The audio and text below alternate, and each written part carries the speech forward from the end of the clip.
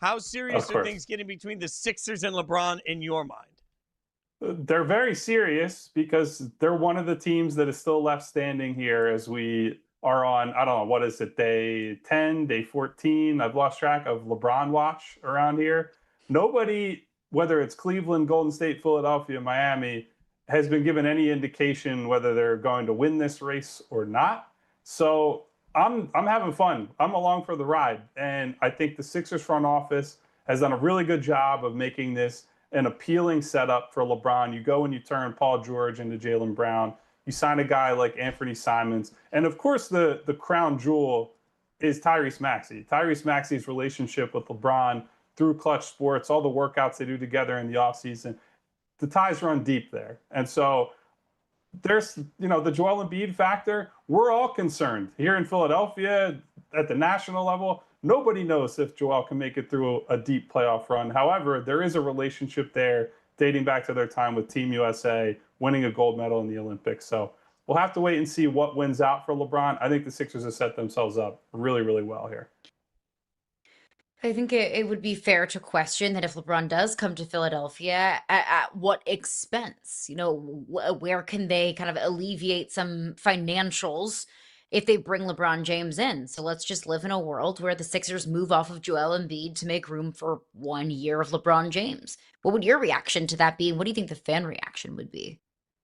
Well, it would sort of depend on it. In a hypothetical where Joel gets moved, it really depends on who comes back. We've talked a lot about this on our show, on our channel, and while people are open to the idea of trading Joel Embiid, you don't want to trade Joel for a different set of problems. Like one hypothetical that's been thrown out there is Domantas Sabonis from Sacramento, swap him for Joel Embiid, and the Kings get an upside bet.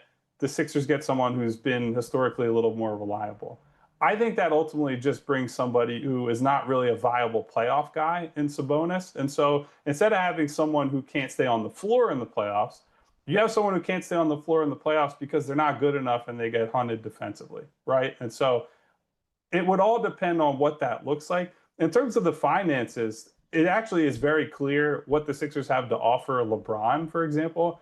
They can give him a minimum. There is no other path to LeBron has to be willing to come here for the least possible money that he can make as an NBA player and has to buy into the idea of this is a loaded roster, a team that can make it out of the East, potentially win a championship. So their sales pitch is very straightforward. We think you can win. We think you'll play with young talent in Maxey, Edgecombe, and Jaylen Brown, and that's the sales pitch. Joel Embiid is like the most expensive possible wild card that they could have. I I like to use this line since the NBA decided number of games played to qualify for postseason awards is 65. We all know that Embiid's been injured. I should point out that over the last decade, he's hit that 65 game threshold twice. What kind of market is there out there for anybody else to want to acquire somebody that, frankly, you have to add up the last 3 seasons to really get to a full season worth of action? Yeah, I don't think there is a market. I think it would be a situation where you'd have to incentivize teams to bring Joel on, right? I don't know what that would look like in terms of draft picks or additional compensation that you have to offer, but it is a scenario where once you look at it and you think about why would a team trade for Joel Embiid and that you would have to add stuff, that's why you come back to they probably just have to ride it out with him. Now, maybe that changes. He's got 3 years left on his deal right now. So maybe that changes when there are 2 years left. Maybe that changes when he's an expiring contract in a couple of years, certainly. But that's all, that's not helping their pitch to LeBron. LeBron has to believe, at least right now, that he can win with Joel Embiid, at least in the playoffs or at least in the games that he's able to play in the regular season. And that's a tall task. It is part of why I would be skeptical that LeBron would ultimately come to Philadelphia. How much does LeBron change the ceiling in Philadelphia? I think significantly because if you look at their roster and their lineup, he just plugs a lot of holes that they have. Like they've gotten better because Jaylen Brown is better than Paul George. Anthony Simons is a really good bench guard, brings some offense. Dean Wade, solid defender, good like fifth starter type of guy, but they lack rebounding. They lack basketball IQ and playmaking. And you want to pick maybe the best basketball IQ in history of the NBA, it could be LeBron James. So you add his level of veteran savvy, ability to see the floor, ability to just play a bunch of different roles, right? Depending on the lineup. If he needs to be the featured player for a given lineup, if he needs to play off the ball and make shots, if he needs to be more of a, now he's not going to be much of a defensive guy at age 41. He's got to get his rest probably on that end of the floor. But I just think he's so smart and still so big and strong that he feels like the exact need that they have at the power forward spot right now. So I think it's like a hand in glove type of fit. I think once you get into some of the individual player combinations, like how does it work with Joel Embiid wanting to use the middle of the floor, Jaylen Brown trying to get into the mid post and play through him there on offense, like how does that work for LeBron? But in terms of just like the general skill set and everything that LeBron can bring to a team, I think he would be tremendous for this team. That's why we here in Philadelphia have been pushing pretty hard. Like, hey, LeBron, you got a big opportunity here, because I think he would change the ceiling of their team by quite a bit. But I'm still also looking at a Jaylen Brown that was clear that he wanted to be the guy in Boston. What does all of that mean for Jaylen Brown, who would just be a guy already in this Philly offense? Yeah, I think it's probably the biggest question going into the year is how will this sort itself out in terms of the roles? Because while Tyrese Maxey is somebody who's an easily fitting player, right, can play on the ball, can play off the ball, that's a guy who also was an all-NBA player last year, who also averaged close to 30 points a game. How does he adapt? How much does his role change because of Jaylen Brown's arrival? Like, how are these guys able to play off of one another? Again, the Joel Embiid factor, where he's the hub of the offense. Even last year, when Tyrese Maxey had that All-NBA season, when Joel was on the floor, the Sixers played through Joel Embiid. Like, he's the guy who they're giving the ball to late in games, playing one-on-one. He's in every two-man action with Maxey, with VJ Edgecombe. And then there is VJ, who they just took number 3 overall, who had a tremendous rookie season, who everyone is hoping will level up. It's a lot of mouths to feed, and it's a lot of guys who will need to have their egos satiated in different ways. But that's the task in front of Nick Nurse. And I think if these guys look around and say winning is the most important thing, and I tend to believe most of these guys will, eventually I think they'll be able to figure out the right dynamic. I want to go back a little bit because I've asked myself this question so many times. How in the world did the Sixers get away with this? Like, this is like a steal of epic proportion. This is like a Luka Doncic to the Lakers kind of steal.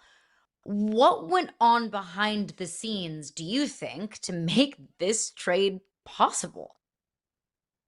Look, there's been a lot speculated out there. You have people talking about the analytics debate around Jaylen Brown. I think a lot of it, frankly, just comes down to he's owed 180 something million dollars over the next 3 years, and the league has become less about loading up on as many stars as possible and more about depth and spreading the money out and trying to go 9, 10 deep in your rotation. And I think the Celtics just saw a world where Jaylen Brown wanted an extension and was going to add more years to that 3 years, 180 plus million.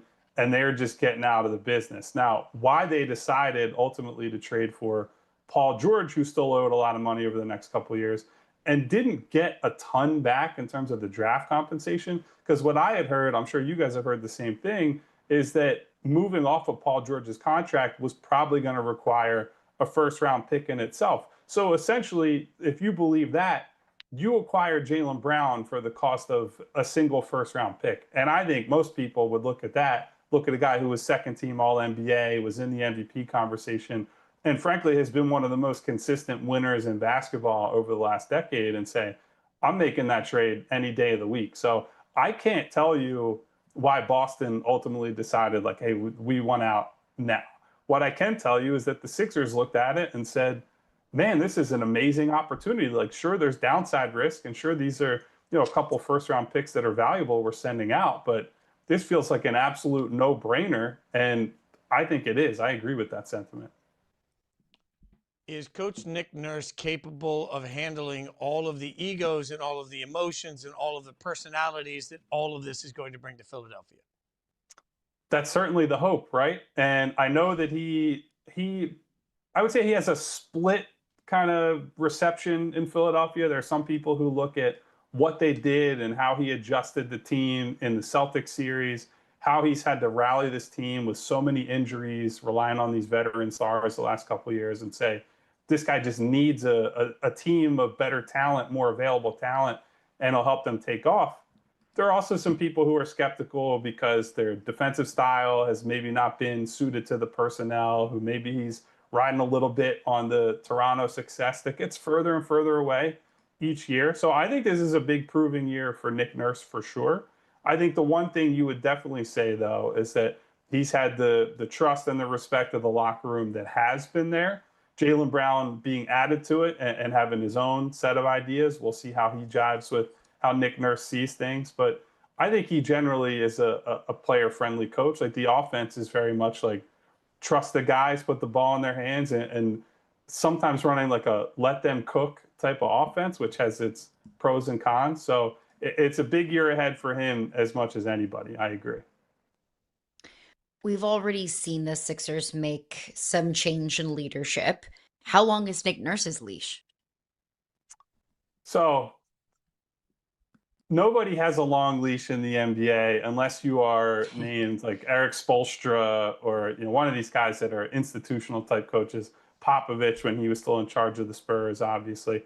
I think with the type of spotlight they will be under, I think he certainly is someone that's going to have, if they're in December and they're hovering around 500 or they're under 500, whatever's going on, I think Nick Nurse has been in this business long enough to know, hey, I could be running into some problems sooner rather than later. I mean, we've seen guys in Memphis. Taylor Jenkins got fired at the end of the season.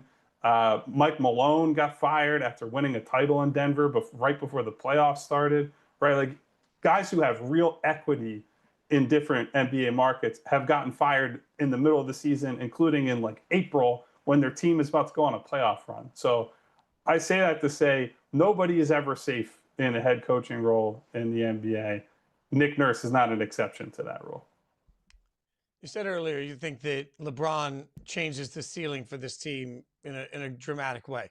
What is, in your mind, the ceiling, the expectation for this team if they don't have LeBron? How good is Philly in this East? So I think the East is only going to get better this year because, coming off the Knicks title, you have Indiana has Halliburton coming back. They're going to be better. You have Cleveland, even if they get LeBron, and I think if he doesn't go to Philly, I'm expecting LeBron to go to Cleveland. Cleveland is only going to get better, right? Miami just acquired Giannis. I think the Hawks are on the rise. So it's a very crowded picture. But I think if you look at Philadelphia's top end talent and their ability to play guys from like 1 through 7, 1 through 8, they're really well positioned to finally break this stuck in the second round or earlier curse in the playoffs. And so I think the expectation baseline should be you got to at least make the conference finals. And I know that's a tall task with all these talented teams. And this is going to be the first year that these guys all have together. And you're absorbing a big time, high usage player in Jaylen Brown. But that should be the minimum expectation. And I think because they have Jaylen Brown, who you expect to be healthy, available more often than Paul George and Joel Embiid have been the last couple of years, I think you can put yourself in a better seeding spot going into the playoffs, and that gives you a much better chance to have an easy first-round series and then potentially have home court in a tougher second-round matchup. So a long ways away, and we'll see what the deadline brings as well, but I have high expectations for this group.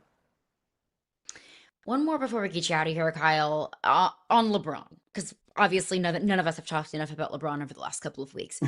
He's LeBron James, right? We saw what he did in the postseason. With Luka and Austin Reeves, it was 41-year-old LeBron James who was healthy and available in the postseason. We know what he can bring a team. We also know that he was upset when JJ Redick got a game ball and he didn't. We also heard him say, well, never in my career have I been a third option. We know that LeBron is getting used to life as not an alpha in the NBA. We know LeBron likes to have his ego stroked a little bit. There's nothing wrong with that, but that is kind of the expectation that comes along with LeBron James. Is that a concern for you that LeBron James needs a certain amount of attention wherever he may land? For a lot of people in Philadelphia, yes. For me, almost 0%. because I think this is the business you get into when you want to get the best possible talent on your team. That's not to say that every big time talented athlete comes with ego, expectations, drama, baggage, but a lot of them do.